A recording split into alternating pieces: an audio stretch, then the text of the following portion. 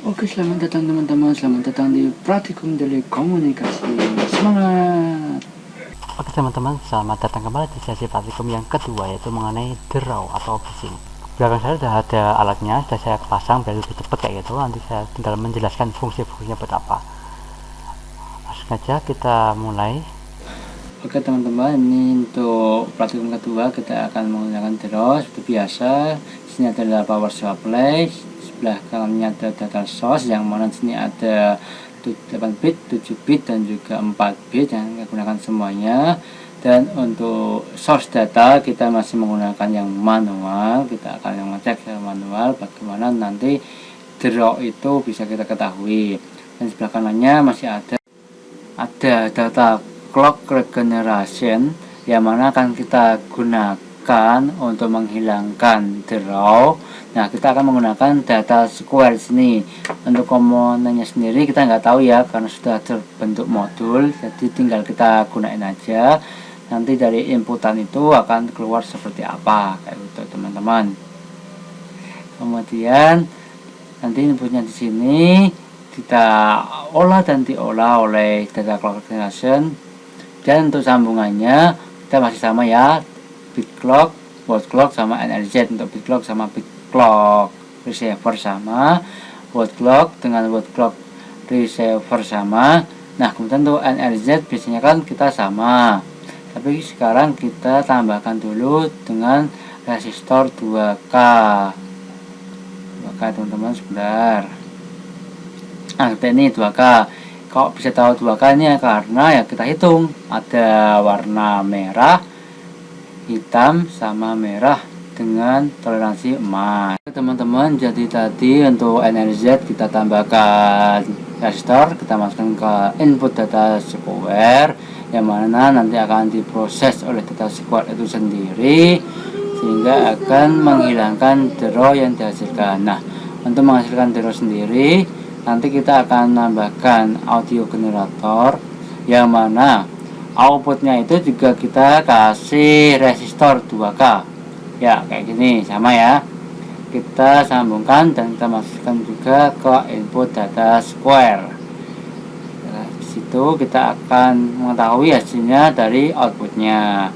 Nah, untuk yang pertama kita melihat ada tidaknya noise yang dikeluarkan. Nah, sudah kita hidupkan. Sini kita atur 01001100 ya teman-teman. Kita lihat di bagian receiver. Nah, harusnya dia nyala tapi dia belum nyala. Itu kenapa? Untuk merubahnya atau untuk mengeluarkannya kita putar data square sampai dia muncul. Kita putar ke kanan. Nah, kayak gitu teman-teman, sudah muncul. Ketika sudah muncul kita akan tahu bahwasanya sinyal yang di input sama output itu akan sama, ya, di osiloskop. Nah, osiloskop sendiri di bagian atas dan bawah itu merupakan representasi dari sinyal. Oke, kita putar untuk speakernya apakah ada suara atau tidak. Nah, ketika kita putar ternyata belum ada suara karena kita masih menekan 0 volt. Dalam keadaan ini audio generator juga masih mati ya, berarti 0 volt itu nggak ada apa-apanya. Oke, ini adalah untuk apanya kita atur. Ini adalah 10 100 Hz, 10 kali 10 100 ya. Kemudian untuk ini gelombangnya bisa kotak, bisa sinus. Kita kotak dulu yang bawah, berarti di pendelbelah Jawanya kayak itu. Dan untuk yang lainnya kita akan melihat secara visualisasi di osiloskop. Itu teman-teman satu volt per div ya. Oke, sekarang aku akan hidupkan audio generator. Bagian bias, ini bias, kita putar ke kanan. Oh, bising udah muncul ya, ini bising. Oke, udah hilang. Ini hilangnya itu seperempat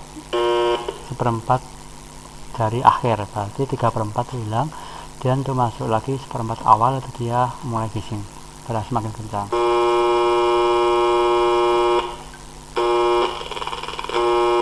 Oke, untuk sinyalnya bisa dilihat di osiloskop. stop. Ini saya kembalikan. Hilang lagi sejak awal. Kita coba perbesar lagi untuk suaranya. Berarti semakin besar frekuensinya, maka semakin besar pula suara yang dihasilkan, atau semakin rapat frekuensinya. Oke, sekarang kita matiin untuk audio generatornya. Nah, kita ubah lagi sama hidupnya. Ya, sudah sama kembali. Berarti ini sudah selesai. Kita matiin ya. Kita matiin dulu peralatan. Oke teman-teman, jadi tadi semakin besar frekuensi yang kita berikan, maka semakin besar pula suara yang terdengar. Hal itu merepresentasikan bahwa semakin besar frekuensi, semakin rapat untuk itunya, sinyalnya ya, sinyal semakin rapat. Terus bias tadi kita gunakan untuk menghilangkan draw, karena awalnya kan kita atur itu sama. Setelah kita tambah audio generator, suara itu muncul kayak gitu ya, merubah-ubah sinyalnya menyesuaikan waktu dan frekuensi yang kita berikan. Nah, itulah fungsi dari bias. Oke teman-teman, sekarang kita langkah kedua, yaitu mendeteksi kesalahan. Oke, sekarang sudah ada di depan kita. Untuk yang pertama, matiin, kita cek dulu format data ke 7 bit bagian tengah ya.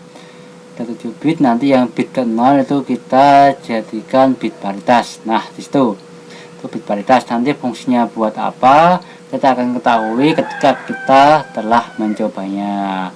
Oke teman-teman, sudah siap, kita akan menghidupkan alat. Nah, sudah kita hidupkan. Sekarang kita akan masukkan nilainya secara manual. Oke teman-teman, sekarang kita akan melihat juga di data receiver. Kita harus samakan juga, dan di data source itu 7 bit, maka sana juga 7 bit. Oke, kita taruh ke 7 bit di tengah ya. Oke, sudah. Sekarang kita lanjut.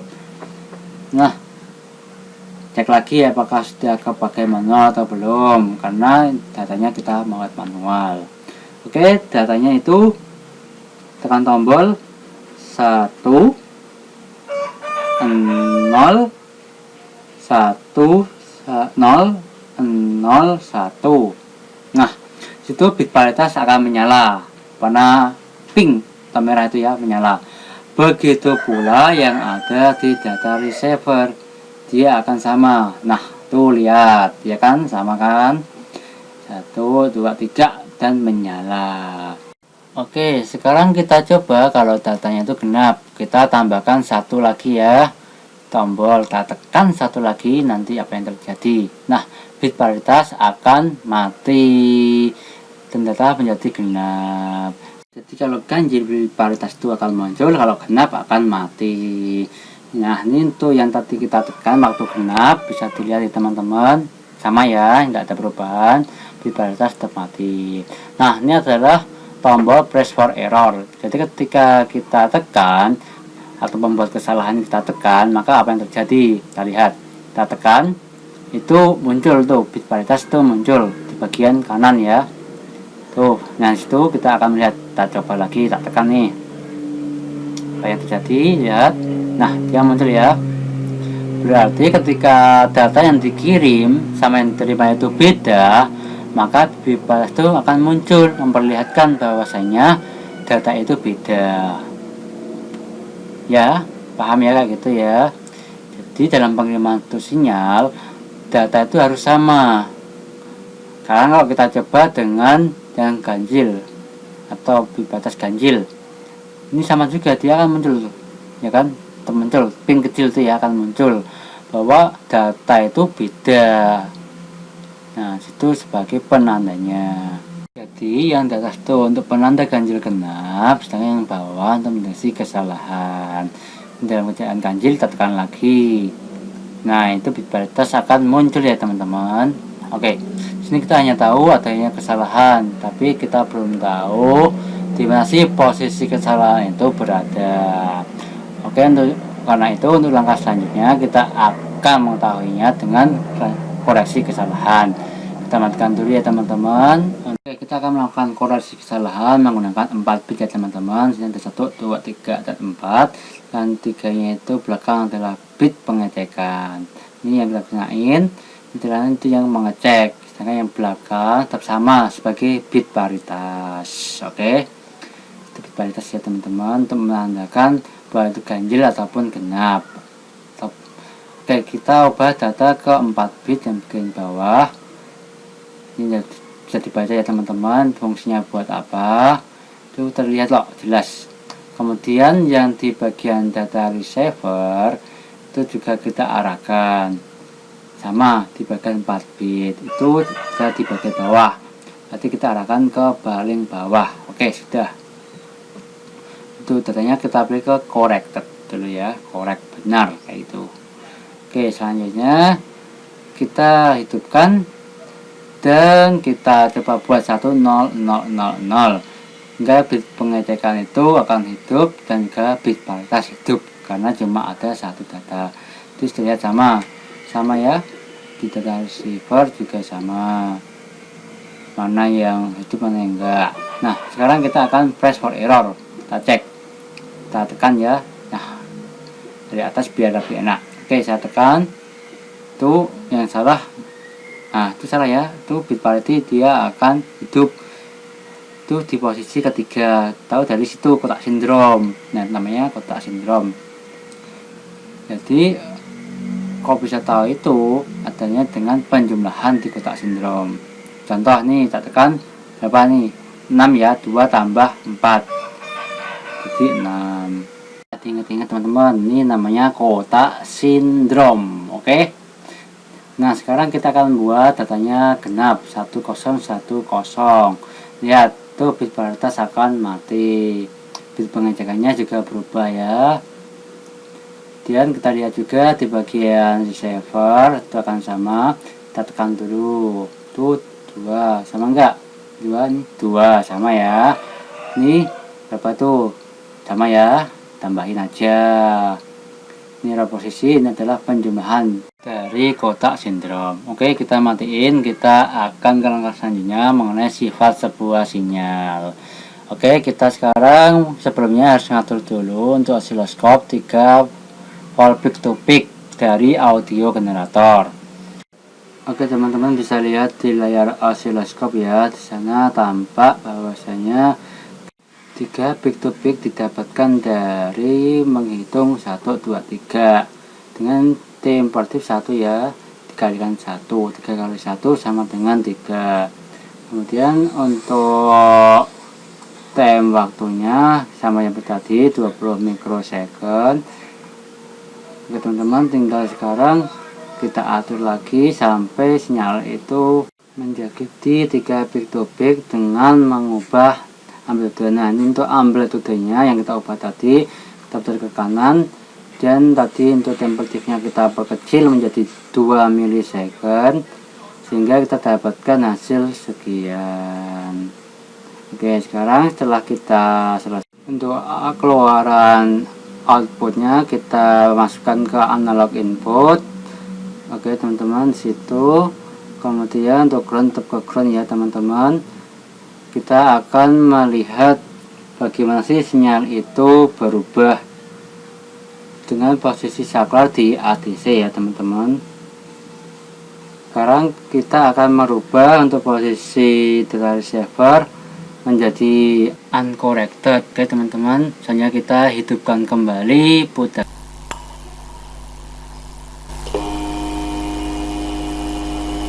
Nah, ini sama ya teman. Oke, jadi sinyal itu sama, tapi karena dia itu enggak ini ya di atas,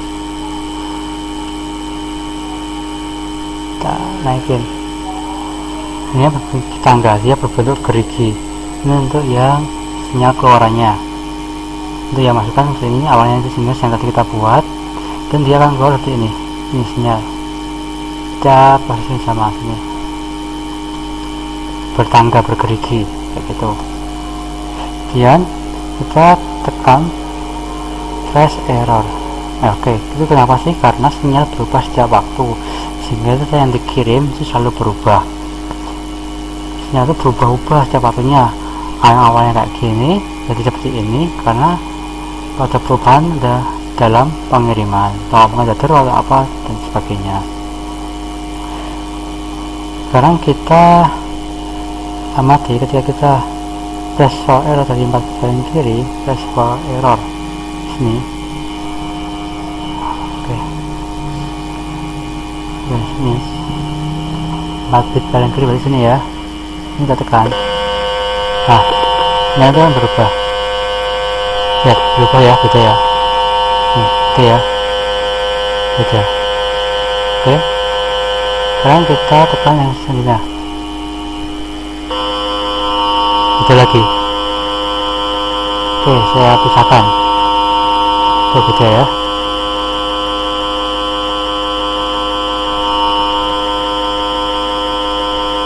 Dan tekan sebelahnya, yang 3. Yang 3. Nih, lagi. Beda lagi ya. Ini yang terakhir 4 nih, tambah sama ya. Ada bedanya, dia lebih renggang ya, lebih renggang. Yang 300 berapa ini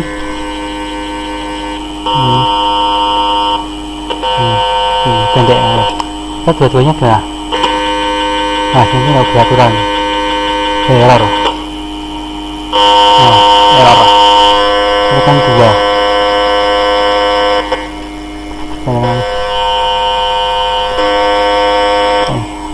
Oke. Itu kasih video ya, uncorrect. Sekarang kita ubah ke bagian correct. Oke, sekarang kita cek. Kita tekan lagi. 1. Error position 1. Ini belum ada perubahan. 2 sama. Oh, nggak ada. Dua-duanya error bisa terdeteksi. Jadi jika kita salah satu tekan sini, ini nggak ada perubahan, dia hanya tahu perubahannya. Oh, jadi bedanya antara correct dan incorrect. Jadi kalau di bagian correct, pertama nanti yang uncorrect, jika salah satu bit ditekan, maka sinyal itu akan berubah. Karena siapa tuh ada perubahan error oleh kesalahan pengiriman. Tapi kalau kita ubah ke correct, benar, berarti sinyal itu benar nih. Corrected, maka keluarannya tidak akan berpengaruh, akan sama. Tapi ketika 2 tambah ditekan, maka akan jadi error, ya kan? Error 2 di bagian correct. Oke, ini bagian correct ya. Ini bagian correct. 1, 2, 3, 4, 2. Oke, bagian bawah sini akan hidup. Ini akan hidup. Jadi error. Sehingga bisa kita simpulkan bahwa jika terjadi lebih dari 1 bit kesalahan, sistem tidak dapat mengidentifikasi bit yang salah, jadi tidak dapat melakukan koreksi. Oke teman-teman, jadi tadi untuk percobaan yang kita telah lakukan itu mengenai draw. Yang pertama tadi kita mengetahui bagaimana sih draw atau bit itu muncul, apa ketika kita menambahkan resistor sekian, itu fungsinya untuk memunculkan draw. Oke, yang kemudian selanjutnya kita untuk mengetahui deteksi kesalahan dengan bit paritas itu tadi ketika hanya 1 atau ganjil, maka bit paritas akan muncul untuk menunjukkan bahwa itu ganjil. Sedangkan kalau itu genap, dengan genap, maka bit paritas akan 0 atau alias tidak nyala, off, untuk membedakan ya, kayak gitu. Kemudian selanjutnya tadi kita untuk mencoba koreksi kesalahan. Koreksi kesalahan itu dimana sih letak kesalahannya? Kalau waktu kita deteksi kita nggak tahu dimana sih kesalahannya, walaupun kita tekan press for enter, press for error, enter. Oke, kita salah kayak itu. Dimana sih salahnya? Oke, untuk mengetahuinya kita bisa menggunakan kotak sindrom yang ada di bagian data receiver. posisinya di mana yang kita ketahui kesalahannya. Sama sistemnya seperti yang tadi. Jadi kalau ganjil maka bit batas tetap akan muncul, kalau genap batas akan off, kayak itu. Untuk menjumlahkan, untuk mengetahui bit kesalahannya di kotak itu ada 1, 2, dan 4. Kalau 1 tambah 2 berarti jadi bit 3 yang salah, kayak itu. Kita tekan di bit 3. Sama dengan error position juga akan menunjukkan yang sama. Kalau itu sama berarti percobaan kita benar. Oke teman-teman, saya paham ya. Kemudian karena tadi setelah itu yang terakhir kita mencoba menggunakan sebuah sinyal. Kita ingin tahu sifat sebuah sinyal. Kita coba tadi sinyal antara masukan yang kita masukkan itu adalah 3 bit to bit dari alternator dengan 100 Hz. Bit to bit 3 kotak dikalikan 1 volt tadi ya, jadi 3 bit to bit, 3 volt bit to bit dari puncak sampai puncak bawah. Nah setelah itu kita pasang ke ADC. ADC itu berarti di konverter dari analog ke digital, diproses oleh tadi data clock regeneration, sehingga sampai akhirnya sampai dibuat analog lagi. Nah itu mengalami perbedaan, walaupun perbedaan itu bentuknya tangga karena sinyal itu terpotong ya, tahu sendiri ya, ketika sinyal itu melewati satu waktu, satu proses, dia akan mengalami suatu pengurangan. Yang kemarin teman-teman lakukan di simulasi, ada amplitude itu semakin kecil kayak itu, sama seperti yang kita lakukan. Nah dari sini bisa kita tahu bahwasanya sifatnya itu beda-beda. Jika tadi kita atur di bagian dari segala itu uncorrect ya, maka sinyal itu walaupun kita tekan 1, 2, 3 berapapun bit yang kita tekan sampai 4 dari belah kiri kita tekan, semuanya error, itu akan memberikan keeroran. Terus juga gambarnya berbeda-beda seperti yang gambar tadi. Dan itu yang di bagian uncorrect. Setelah itu kita pindah ke correct. Correct itu berarti koreksi yang benar, koreksi dari kesalahan atau enggak. Ketika kita tekan 1, 2, 3, 4 lah kok sama, area yang masuk sama keluar itu sama, nggak ada perubahan, berarti data itu sudah benar, yaitu itu sesuai, nggak ada perubahan. Jadi perbedaan antara uncorrect dan correct itu berada pada hasil visualisasi dari si sinyal tersebut melalui osiloskop. Oke. Jika tadi kita bagian correct, kalau kita tekan dua tombol plus 2 tombol yang tombol tekan 2, itu dia malah berbeda sinyalnya. Harusnya kan dia sama, berarti dalam suatu proses untuk mendeteksi kesalahan itu tidak bisa lebih dari 2, dia akan mengalami satu error lagi, error bertumpuk-tumpuk istilahnya. Makanya seminimal mungkin error yang ada itu harus kita hilangkan agar data yang kita kirim itu diterima sama hasilnya, nggak ada perubahan. Oke, nanti untuk mengidentifikasi kesalahan seperti itu. Untuk kesimpulannya, saya buat kesimpulan yang sama. Percobaan ini memperlihatkan bahwa phishing akibat adanya gangguan sinyal pada sistem komunikasi digital dapat dihindarkan atau ditolak oleh data square. Jadi fungsi data square itu untuk menghilangkan atau menolak phishing. Yang kedua, di samping penolakan terhadap kepishingan, kesalahan berupa data yang berubah dapat diketahui dengan adanya tambahan bit paritas. Jadi fungsi bit paritas untuk mengetahui letak kesalahan. Jika ada kesalahan bisa diketahui dari bit paritas.